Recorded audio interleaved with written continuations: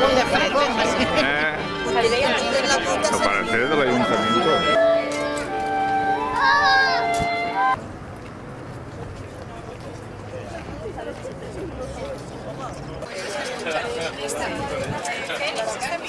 Alcaldessa, regidores, regidors, senyores, senyors, avui obrim a la ciutat un nou espai públic, la plaça situada entre el carrer Riu Sec i la Via, i la passera sobre el tren. Aquestes són unes obres que formen part del projecte Urban, un projecte cofinançat per la Unió Europea. El 50% procedeix de fons europeus i el 50% és d'aportació municipal. En aquest cas, l'aportació municipal ve bàsicament de l'àrea metropolitana, que és també qui ha redactat aquest projecte.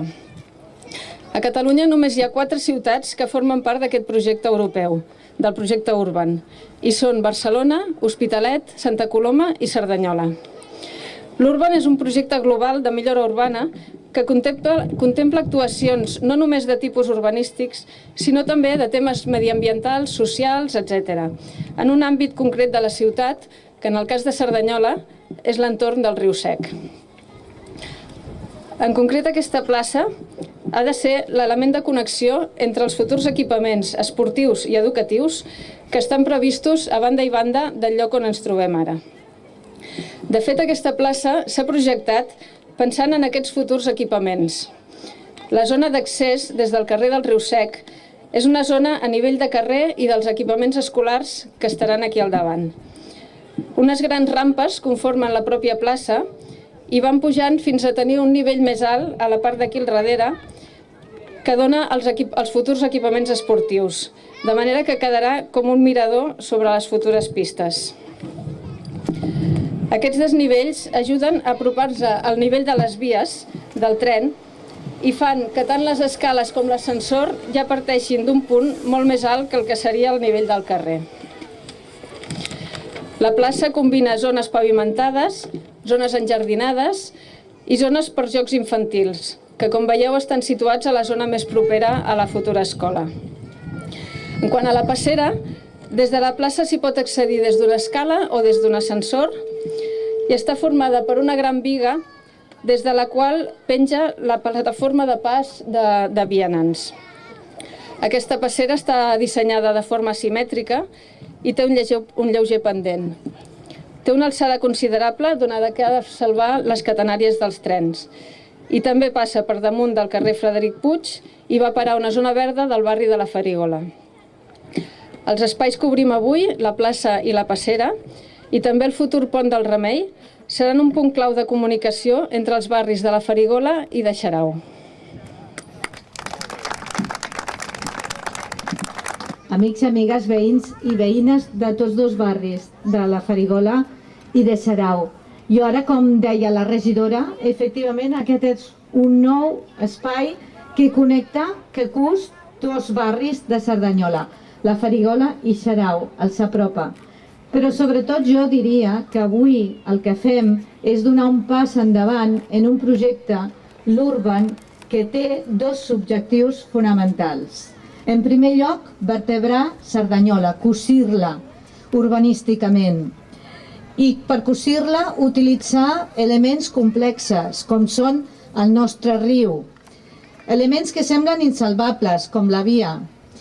I utilitzar-los justament per això, per construir-la, per fer-la cosida, per fer-la vertebrada i que no siguin elements de separació, sinó de cohesió.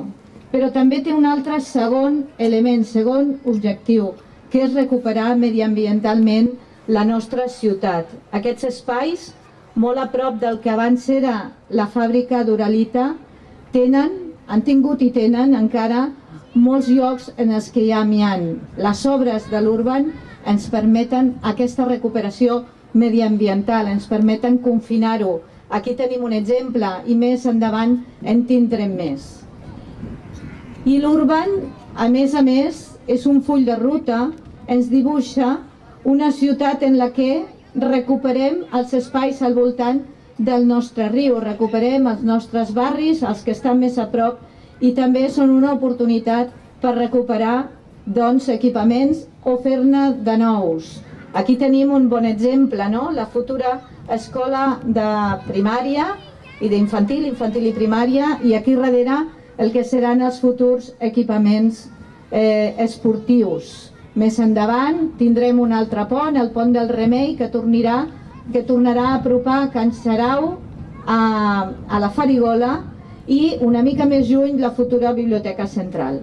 Jo em vull parar aquí, justament, ara que estem a prop del que serà la nostra escola, la nova escola, per reivindicar-la, reivindicar aquesta escola que ara està parada, reivindicar-la perquè és necessari que demanem i que reivindiquem la inversió en educació, perquè la inversió en educació és una inversió amb igualtat, ens farà a tots plegats més iguals.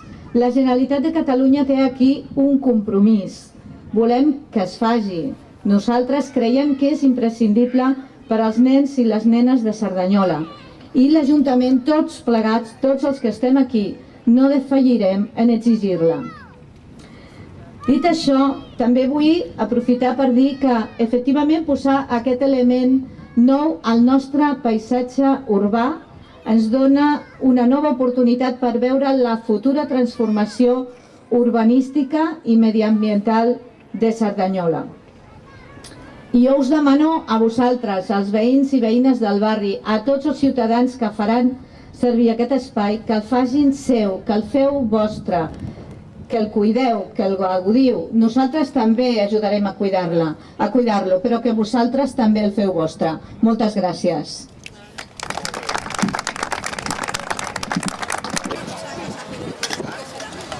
Vamos a hacer un vermut en casa que estará mejor que el chocolate. Vamos a probar la chocolatada.